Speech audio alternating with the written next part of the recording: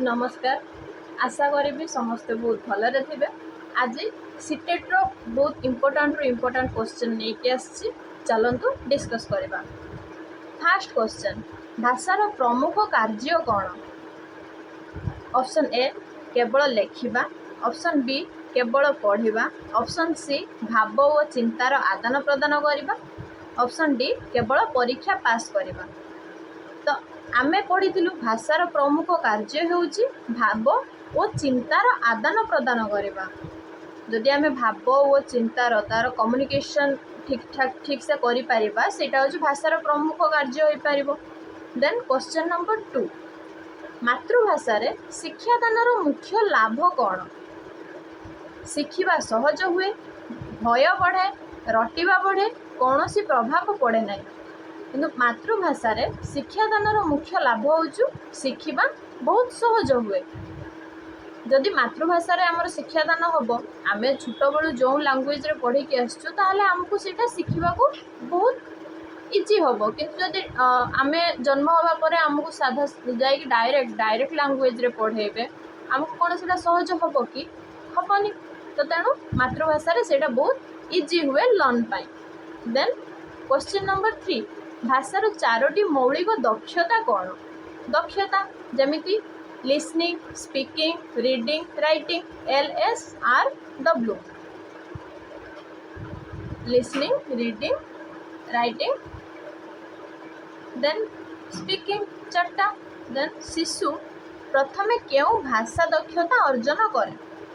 जो कहली प्राथमिक जो तार प्राथमिक शिक्षा रे से कौन भाषा लर्न करे? जोटा होची लिसनिंग। फास्ट सी शुणा को फोकस करे, फास्ट सी शुणे श्रवण, तापर जाइकी से कहवा को चेष्टा करे बा पढ़ा को चेष्टा करे बा लेखिबा को चेष्टा करे। देन लिसनिंग और रीडिंग क्यों प्रकार स्किल कही ये सब क्वेश्चन आसीबो, जेमिति कि एटा होचु रिसेप्टिव स्किल। लिसनिंग एवं रीडिंग होचु रिसेप्टिव स्किल। देन आउ जोटा रहिला राइटिंग एंड स्पीकिंग, सेटा होचु productive skill, writing and speaking.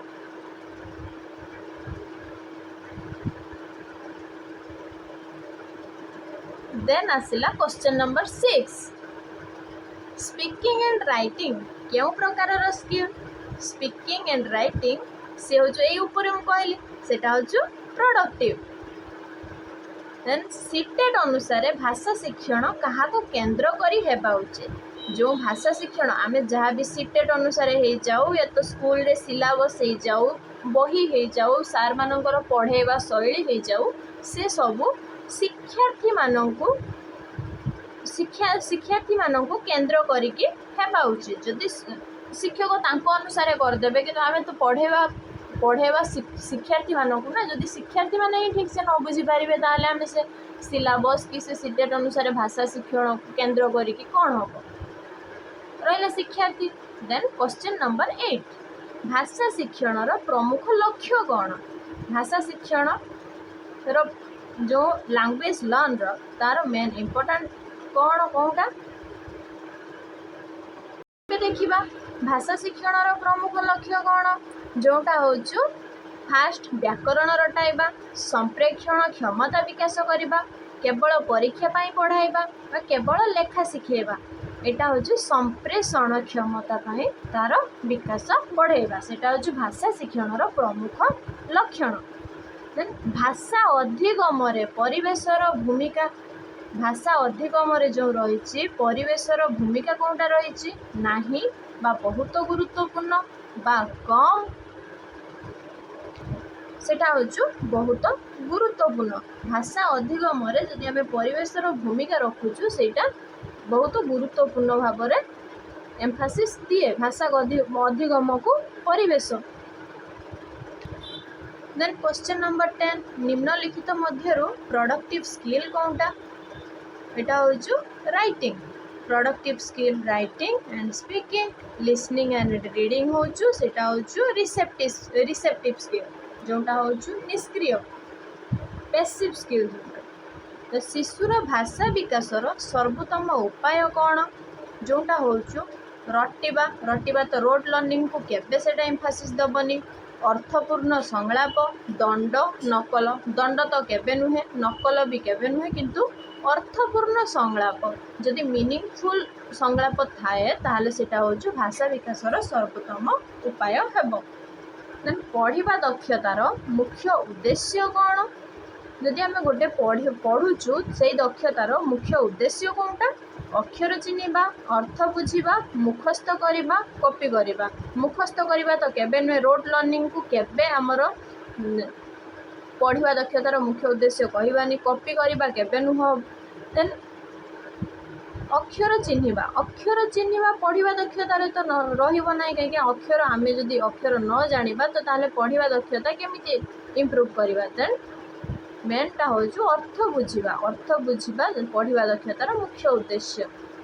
Then लेखन दक्षता विकास पई सर्वोत्तम कार्य कौन? लेखन दक्षता विकास पई सर्वोत्तम कार्य कौनटा? Dictation, creative writing, copy writing, memorization. Dictation तो हम नहीं, कॉपी राइटिंग तो नुह, मेमोराइजेशन भी नुह, किंतु क्रिएटिव राइटिंग एटा ही हम। जदि लेखन दक्षता आम इम्प्रूव करार अच्छी ताहले क्रिएटिव राइटिंग बा सृजनशीलता लिखन सेटा इम्प्रूव हो पार। देन भाषा शिक्षण रे त्रुटि को शिक्षक किपरि देखिबा उचित?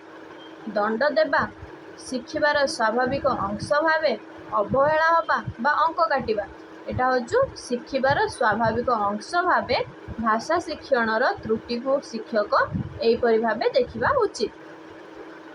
देन शिक्षार्थी केन्द्रिक भाषा शिक्षण रे शिक्षकों को भूमिका कौन रहिबो? शिक्षार्थी केन्द्रिक जोटा होछु लर्नर सेंटर्ड भाषा शिक्षण रे शिक्षकों को भूमिका रहिबो। केवल वक्ता हेबेनी बा सहायक पथ प्रदर्शक एटा हम। परीक्षक तो से हेबेनी, नियंत्रक भी केबे हेबेनी। एने लर्नर सेंटर्ड रे केबे से माने परीक्षक हो पारिबेनी, कंट्रोलर हो पारिबेनी कि केवल वक्ता हो पारिबेनी, सहायक एवं पथ प्रदर्शक हेबे। देन जो स्टूडेंट माने अछंती से माने लर्निंग शिखि पारिबे। प्रत्यक्ष पद्धति रे मातृभाषा रे व्यवहार कौन? प्रत्यक्ष पद्धति रे मातृभाषार व्यवहार सर्वदा रहिबा उचित ना सीमित किंबा नहीं बहुत अधिक केवल व्याकरण रे? प्रत्यक्ष पद्धति रे मातृभाषार व्यवहार केवल व्याकरण रे तो रहिबनी, बहुत अधिक रहिबनी, सर्वदा भी रहिबनी, किंतु सीमित किंबा नहीं एटा हबो आंसर। देन व्याकरण शिक्षणर सर्वोत्तम उपाय कौनटा? नियम रटाइबा, प्रसंग माध्यम रे शिखाइबा, केवल परिभाषा दंड देवा। केवल परिभाषा हेबनी कि दंड देवा नुह, कि नियम रटाइबा नुह, प्रसंग माध्यम रे शिखाइबा। जदि आम प्रसंग माध्यम रे पिला को व्याकरण शिक्षण शिखौचु ताहले से बहुत भल भाव में व्याकरण शिखि पारिबो। देन बहुभाषी श्रेणी कक्ष रे शिक्षक कौन करबा उचित? केवल गोटे भाषा को गुरुत्व देबे सेटा तो केबे होबनी। जदि से गोटे भाषा को गुरुत्व देबे ताहले बहुभाषी श्रेणी कक्ष रे पिला माने शिखिबे कौन? समस्त भाषा को सम्मान देबा, छात्रों को चुप कराइबा, केवल परीक्षा नबा, एटा होची छात्रों को समस्त भाषा को सम्मान देबा। जदि से समस्त भाषा को सम्मान देउचंती ताहले से बहुभाषी शिक्षा को से बहुत आराम से स्टूडेंट मानक मध्य शिखई पारिबे। देन एनसीएफ 2005 अनुଯାयी भाषा शिक्षण कौन हेबा उचित? एनसीएफ 2005 जमती रटा भित्तिक तो केबे नुह, अर्थपूर्ण और सक्रिय हेबा उचित। जदि सेटा मीनिंगफुल एवं एक्टिव भाव में रहुची ताहले एनसीएफ 2005 अनुଯାयी यह होची भाषा शिक्षण हेबा उचित बा मीनिंगफुल और एक्टिव रहिबो। जदि पिला बहुत भल भाव में भाषा को लर्न करि पारिबो। देन भाषा मूल्यांकन मुख्य उद्देश्य।